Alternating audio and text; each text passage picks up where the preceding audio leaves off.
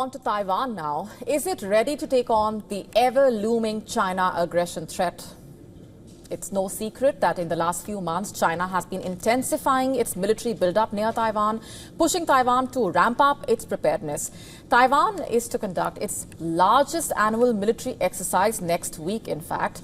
For the first time, the drills will combine conventional war games and urban survival drills under unprecedented live-fire conditions.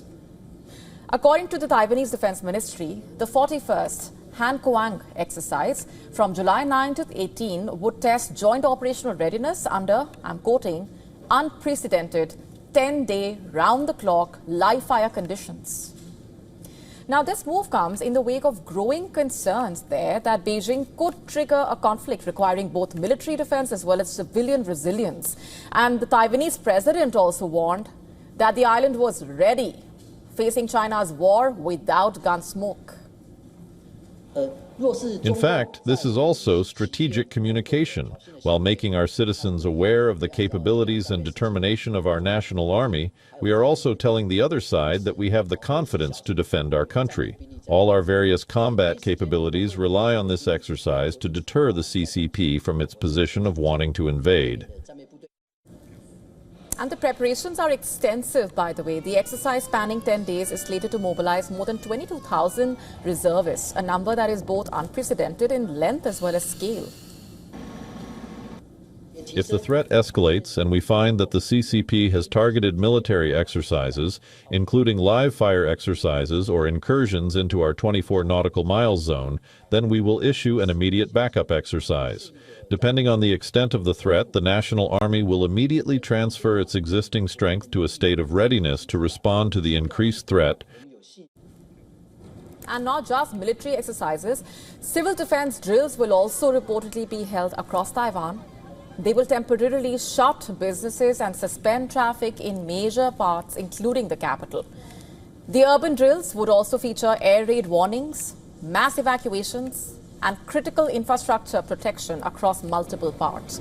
The aim of the drills is to simulate a full-spectrum response to the war, from the initial non-military grey zone pressure to full attack, coastal landings, extended urban warfare, not just limited to physical weapons, but also cyber attacks, economic coercion, and disinformation campaigns. Beijing's threat against Taiwan has not escaped the Quad, which has taken swift cognizance of the matter in the meeting of foreign ministers in Washington. And in their joint statement, the Quad ministers have condemned Chinese aggression in the East China Sea and the South China Sea. The grouping also reiterated its strong opposition to the dangerous and provocative actions that threaten regional peace and stability. And for more on this developing story, we go to Dimitri Bruins in Taipei. I can tell you the military and several civilian defense groups are preparing for this year's Kuang exercises with a new approach designed to test the island's readiness. Starting July 9th, the 10-day exercise will reflect President Lai Ching-te's whole-of-society resilience strategy for the first time ever. Across the island, thousands of citizens will participate in air raid drills and evacuation procedures, with authorities imposing fines of up to $5,000 for non-compliance.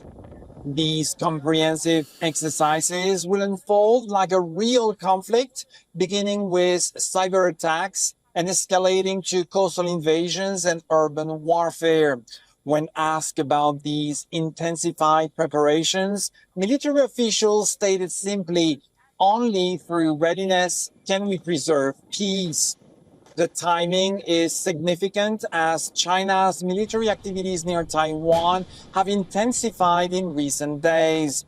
Just yesterday, Taiwan's Ministry of National Defense confirmed the presence of a Chinese tank carrier ship off northern Taiwan, along with 53 Chinese aircraft sorties and 37 crossing the median line into Taiwan's air defense zone.